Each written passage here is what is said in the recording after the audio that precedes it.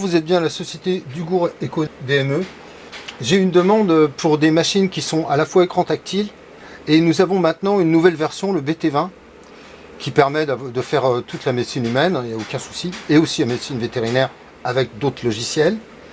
Et là, c'est avec une sonde linéaire pour des kinésithérapeutes. Actuellement, je suis en traduction du manuel papier, mais il y a certaines choses qu'il faut que j'explique un petit peu aux nouvelles personnes qui ont ce type de machine.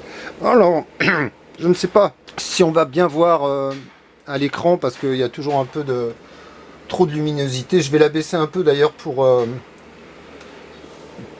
qu'on puisse avoir une idée un petit peu de l'image. Mais bon, vous savez, quand on prend une image sur l'écran, c'est pas évident.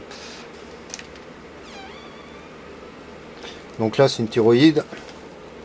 J'ai pas fait encore tous les réglages. Mais il faut que... Là, on est sur le bras. On a une belle image. Mais il y a certaines petites choses qu'il faut que je montre. Donc, il est tactile, mais certains réglages nécessitent éventuellement de mettre le petit clavier en USB. Ça permet d'avoir des fonctions un peu supplémentaires et de pouvoir faire les réglages. Alors, notamment, la grandeur de l'image. Alors la grandeur de l'image, en fin de compte, quand on est en temps réel, c'est ici qu'il y a le petit curseur. On appuie, on le met en jaune, et sur ce petit, on peut augmenter ou baisser. Il faut que ça soit allumé, pardon. Voilà. On augmente, on baisse. On ne trouve pas de manière ergonomique comme ça au départ.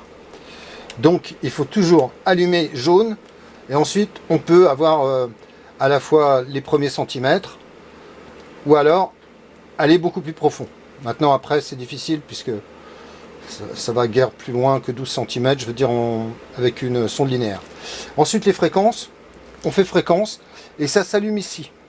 Fréquence et en boucle ça va aller de la THI, c'est-à-dire harmonique tissulaire, à la fréquence la plus basse, et ensuite on monte jusqu'à 8,5. Voilà, là on est en 8,5.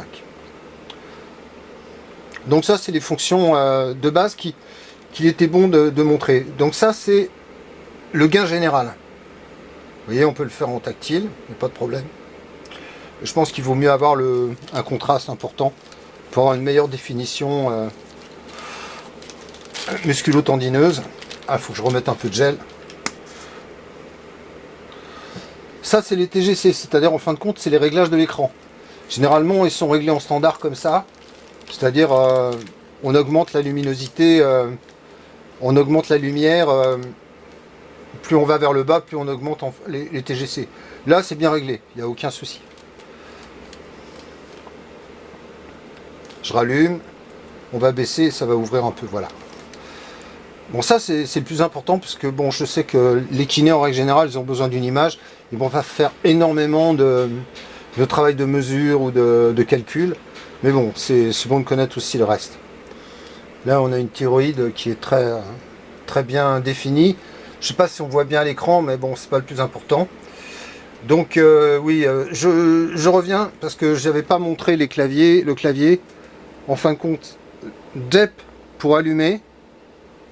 Et ensuite, ici, cette espèce de bouton qui est sous forme un peu d'un symbole du Tao, comme ça, value, hop, une fois que c'est allumé, on augmente, on fait une image beaucoup plus profonde. Voilà. Ça, il faut le savoir parce que on le revoit pas au début. Alors, ensuite, bien sûr, on a le mode bébé, 2 images. B, BB, 4B, temps mouvement. Bon, ça, tout ce qui est en standard dans tous les échographes. Donc une partie, on peut le faire vraiment très bien, je veux dire en tactile. Bon, l'autre, ce petit clavier USB, c'est pas tellement encombrant, donc ça peut être sympa de faire pas mal de choses avec le clavier. c'est assez pratique à mettre, c'est pas lourd, c'est pas encombrant, donc voilà. Donc pour tout ce qui est les mesures, on fait mesure. Là, on ouvre quelque chose. On peut le faire. Bah, d'ailleurs, j'ai fait une bêtise. Clear. Je refais. Mesure. J'ai par exemple normal. Je fais un volume. Hop. Je le fais en. Je sais pas si j'ai pas bien appuyé en plus. Je fais Enter. On verra ce qui va sortir. Et on bouge. Là, on a une distance. Ok. Je fais Enter.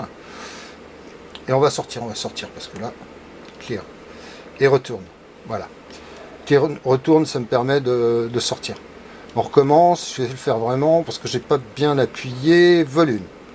Je fais Enter, là où je veux, et je sors une ellipse. Je la bloque et après je peux l'agrandir. Et là j'ai mon volume. Bien sûr, pour faire un volume ellipse, un vrai volume, il faut être en BB. Il faut avoir deux images perpendiculaires. On fait clear et on fait retourne et on sort. Voilà. Donc vous avez aussi, là c'est le plus important en fin de compte. Savoir travailler sur les fréquences, avoir la fréquence qui vous plaît, qui vous intéresse. La profondeur. Moi je vous ai réglé le contraste, je pense que là le contraste est bon. On va revenir en normal, voilà. Le contraste est bon, on a une bonne différenciation musculo-tendineuse. Je trouve que quand même c'est pas mal. Sur les premiers centimètres, pareil, hop, on fait 80. Je vous montre vraiment les fonctions qui sont essentielles pour vous. Hein. Voilà, ce premier centimètre, on travaille bien quand même. Vous voyez l'aponévrose, et puis ensuite, c'est pas mal. On va faire en freeze. Ensuite, on a bien sûr les presets, c'est-à-dire en fin de compte, tous les pré-réglages que vous pouvez mettre.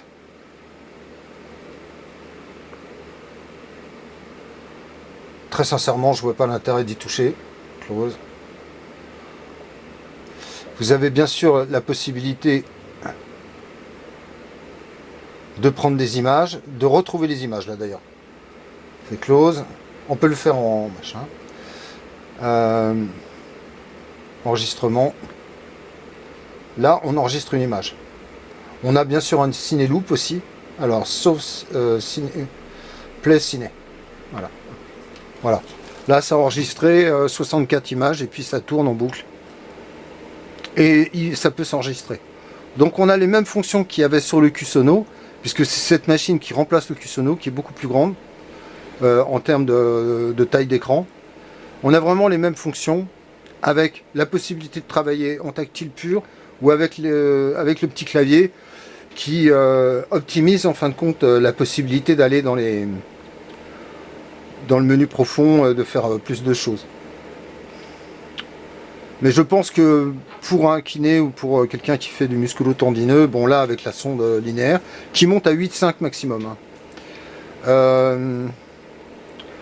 C'est les fonctions principales, j'en vois pas d'autres. On peut augmenter la vitesse du ciné loop, mais enfin tout ça c'est pas vraiment le plus important.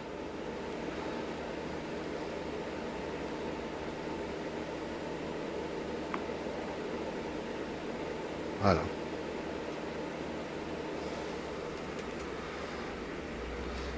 Je vous remercie.